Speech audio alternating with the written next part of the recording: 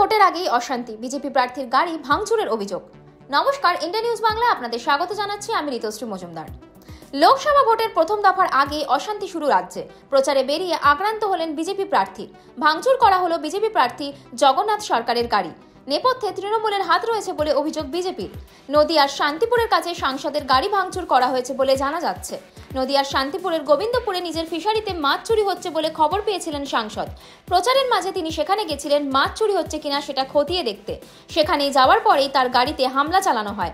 বেশ কিছু লোকজন তাদের গাড়িতে চড়াও হয় বলে অভিযোগ। এমনকি সাংসদের নিরাপত্তা রক্ষীদের সঙ্গে তার ধাক্কাধাক্কিও হয়। তারপরেই গাড়ির উপরে হামলা চালানো হয়। লাঠি দিয়ে তার গাড়িতে হামলা চালানো হয় বলে অভিযোগ। পুরো ঘটনায় পরিকল্পনা করে করা হয়েছে বলে দাবি করেছেন বিজেপি প্রার্থী। গোটা এলাকাটাই বিজেপির বলে পরিচিত, সেখানে বিজেপি প্রার্থীর উপরে এই ধরনের হামলার ঘটনা সন্দেহ বাড়িয়েছে।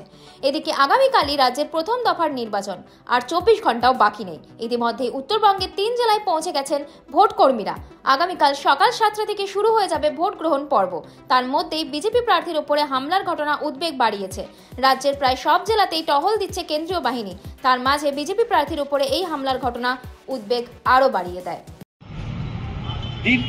দীর্ঘ মাস 2-3 ধরেই আমার যে দীর্ঘমেয়াদী লিজ রেজিস্ট্রি করে পুকুর খনন করে মাছ চাষ চলছিল, তার উপর ঝামেলা চলছিল। আমার পাহারাদারকে এর আগে মারধর করেছে এবং ঘর ভাঙচুর হয়েছে একাধিকবার। থানায় জানানো সত্ত্বেও থানা সেভাবে, শান্তিপুর থানা সেইভাবে পদক্ষেপ নেয়নি। আমার কাছে রাতের বেলায় মাছ চুরি হচ্ছে বলে খবর আসে, তাই আজকে প্রচারের সময় ফাঁকে দুপুরে যাওয়ার সময় আমি আমার ফিশারি দেখতে যাই। আর সেখানে দেখতে যাওয়ার সময় দেখা যায় ওখানে কুশমন্ডা এবং তার 2 ছেলে মিলে এবং তার সঙ্গে 2-3 জনা হয়তো তৃণমূলের আশ্রিত ক্রিমিনাল মিলে আমার গাড়ির ওপর হামলা করে, আমার ওপর হামলা করতে যায়।